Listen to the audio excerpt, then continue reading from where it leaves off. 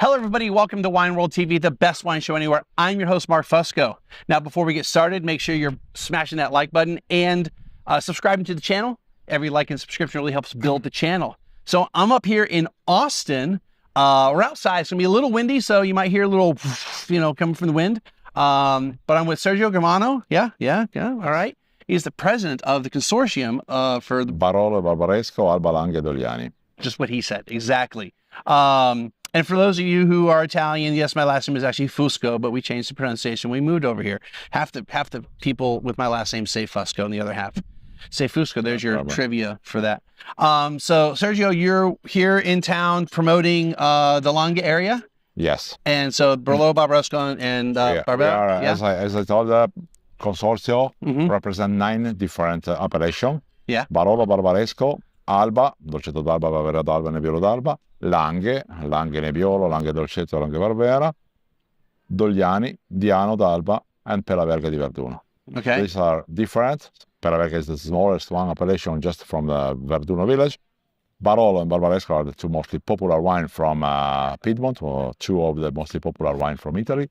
And we are a consortium with 600 people, with 600 producers who work. Someone sell the grape, but the majority grow the vineyard and make the wine. We have just a few cooperatives, 4 cooperatives, but the main representation is from family business to run 10, 20, 30 acres, and they make their own wine.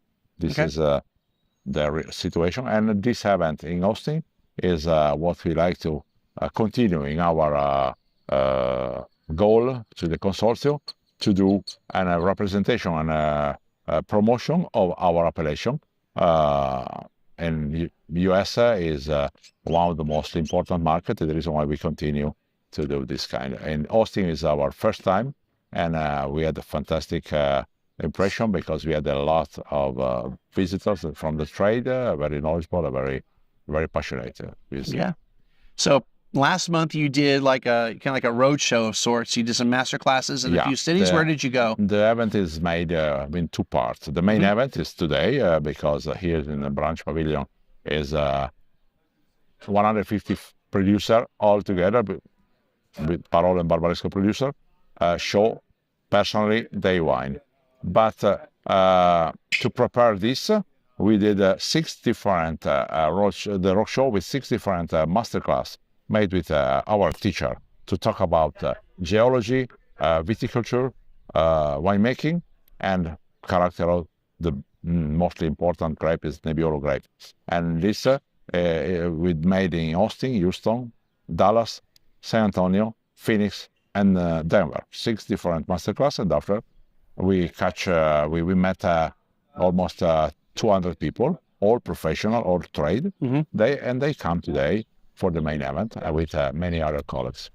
Yeah, so I was able to go to the class in San Antonio. Super excited that we were able to do that. As I mentioned to Sergio and Virginia and everybody who's there at the one in San Antonio, we don't get a lot of attention in the state of Texas. We tend to be kind of the biggest forgotten city in the United States, as someone I saw a video about. People go to here, Dallas, or Fort Worth, and Houston. So I really thank you for including San Antonio in such a great masterclass. I had a fun time. We got to taste some really cool wines. So we did a research to find the town where was people who can appreciate what we can do, to need to understand more deeply what is our job. And just to tell to the people, if they like for the trade, in the last Monday and Tuesday of January, we will make, from now 15 years, Grandi Langhe in Turin, is a big event with 500 producers. Support. Just proposed Barolo, Barbaresco, Dolcetto, Barbera, Nebbiolo, Langhe.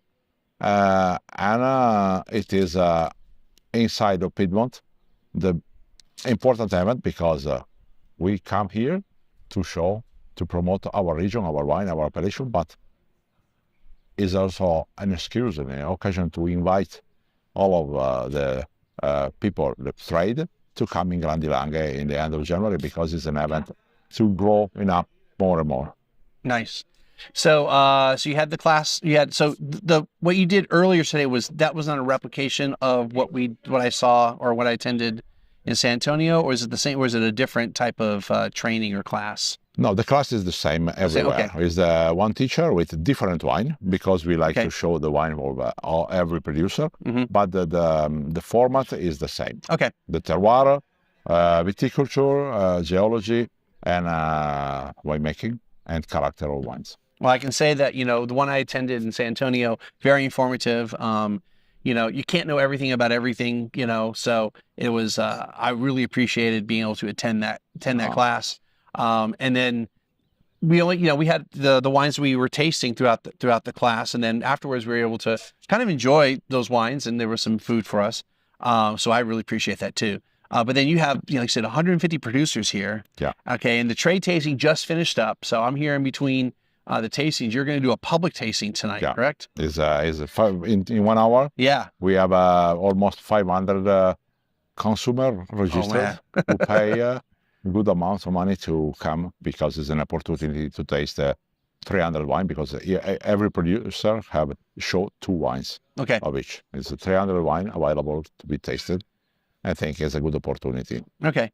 And so, and you're going to have an opportunity to taste really pretty much everything from the Langhe area. It's not just Barolo Barbaresco. Today is only Barolo Barbaresco. Okay, only Barolo. Okay. We show also the Langhe wine in Grandi Langhe in January. Okay. Yeah. Awesome. So, how did you get into the industry? Obviously, you're the president of the consortium, but how are you involved outside of that? I'm a president because I'm a producer. Okay. I'm one of the 150 producers who come today here, because the president of the consortium has to be one of the producers. We have an election to represent all the 9 appellation. We have the team management. 20 people plus the president, and we organize, we discuss about the preservation of the appellation, to stay in touch with the evolution of the market, to adapt also the situation. And we try to be, and this is we are lucky, we are quite happy, because we represent almost more than 90% of the producer is a member of the consortium. This is what we look for, because our goal, our philosophy is all together we can promote deeply the terroir, and people can understand the different personality of each producer, but to be all together to represent an area, very important. Okay. In the Langhe area, is there anything that I'm sure you probably list lots of challenges? Are there anything challenging culturally, climate-wise, that you're experiencing right now, maybe versus say 20 years ago? We have a change, of course, the climate change everywhere. Till now is not so bad. Beside the rain in the past was better distributed here. We had also some snow. Now is a little bit less snow, but we have. But for the maturation of the grape in the last 20 years, we had the changing in positive, because we have more uniformity of maturation every year. Because if you watch the calendar of the vintage before 2000, we had one excellent vintage each 2-3 years. Right. Now we have every year a great maturation, great opportunity. But of course, the climate is a little bit more difficult for the concentration of the rain. Some more storm, sometimes dangerous, but we cross a finger. Then we try to do our best also to protect the environment with many technical choose in vineyard, to preserve the terroir, to be more respective. We are in the area all respective of the environment, sustainable, because it's important. Okay. So something that maybe people may not know about the Barolo and Barbaresco area is there's super detailed maps, like some of the most detailed maps you'll ever find about an area. So if you ever get a chance to check them out, I don't know why me mentioned, I don't know what the question was going to be on this. So I know someone, was it from the consortium that made the map, or was it some outside company? It was the Consorzio with the 11 municipality for Barolo and the 4 municipality for Barbaresco. Yeah. To connect it to, because the MGA Oh, yes. here is is an area. We don't do any classification about like Grand Cru, right? But is just this surface is called Busia. This surface is called Asili. This is, and after people are inside, and this represent, because the terroir in our land is a little bit various, to represent. The Nebbiolo is a detector, very sensitive to the difference between the environment, especially the terroir, and we can show the difference between the different area. This is also fascinating for not only for the producer but also for the consumer. Yeah. So Sergio mentioned an MGA. So these are there's no equivalent in really in the French world when we think of Grand Cru, Premier Cru. I mean, there's villages level stuff like, but this is a little more granular than say village per se.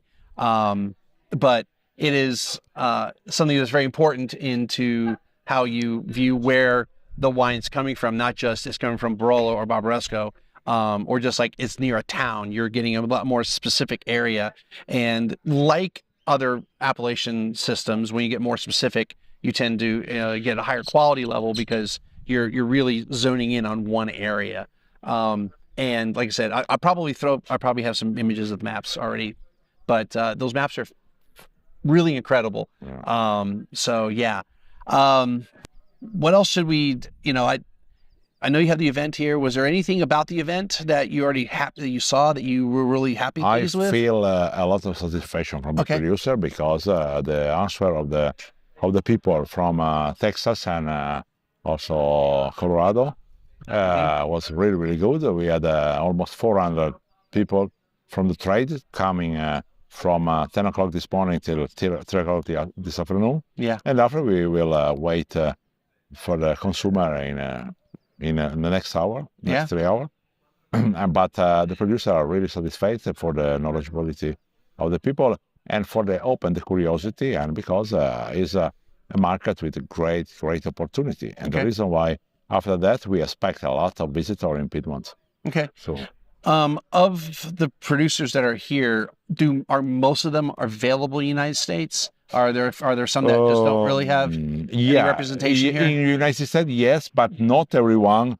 In Texas, maybe they are in some state, not everywhere. It depends if they have national importer or most specific local importer. Okay. But, well, hopefully, if there's enough interest, I mean, obviously the trade people are here, and we have some influence on what gets here, but obviously the consumer is really who's the final purchaser of the wine.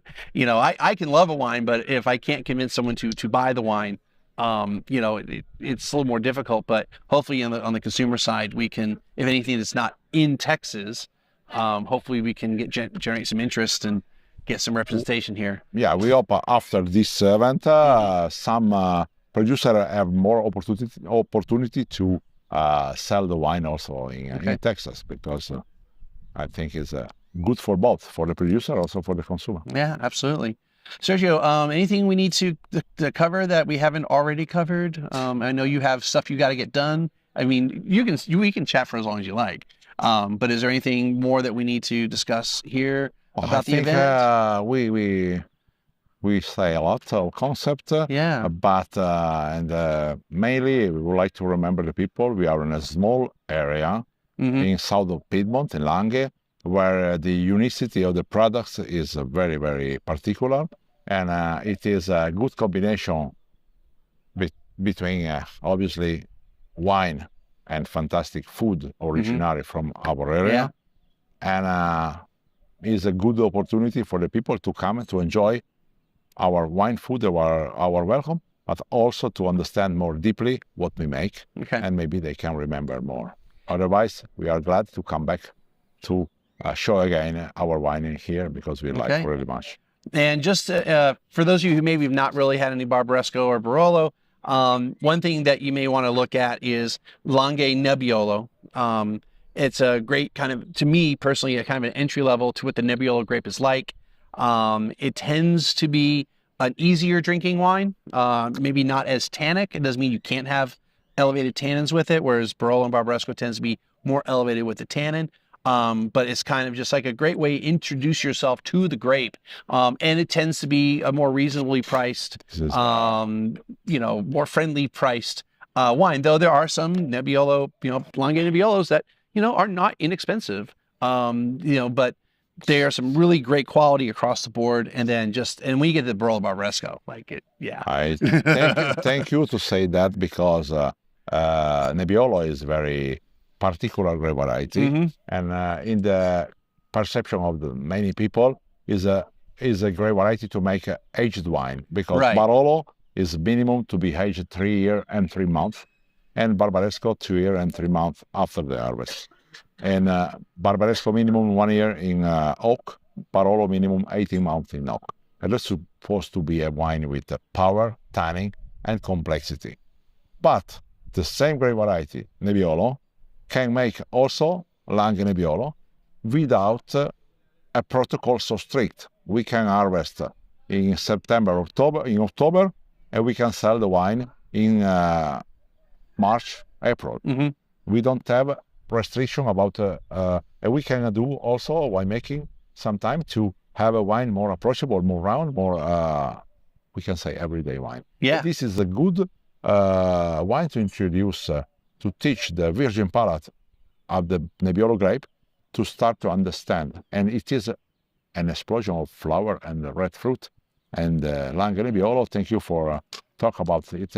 It is another very, very important wine to come from our area. Yeah. It's like the second wine beside Barolo and Barbaresco. And this is an opportunity to increase the popularity of the Nebbiolo grape. More approachable taste. Well, folks, yeah, a little bit of a win, and we got a little movement here. He moved we're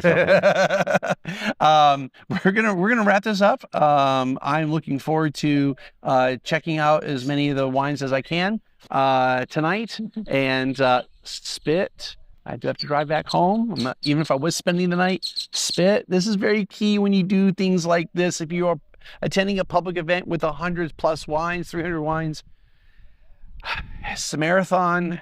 It's not a sprint. And please be very, very safe in how you consume or taste the wines. This is a tasting, not a drinking thing. Do it at home or take an Uber or something like that. But yeah, so we're going to wrap this up. Sergio, thank you so much. Thank you. Really appreciate it. Prepare yourself to introduce your palate to Nebbiolo grape. All right. All right, folks. As always, click like and subscribe, and we'll see you next time.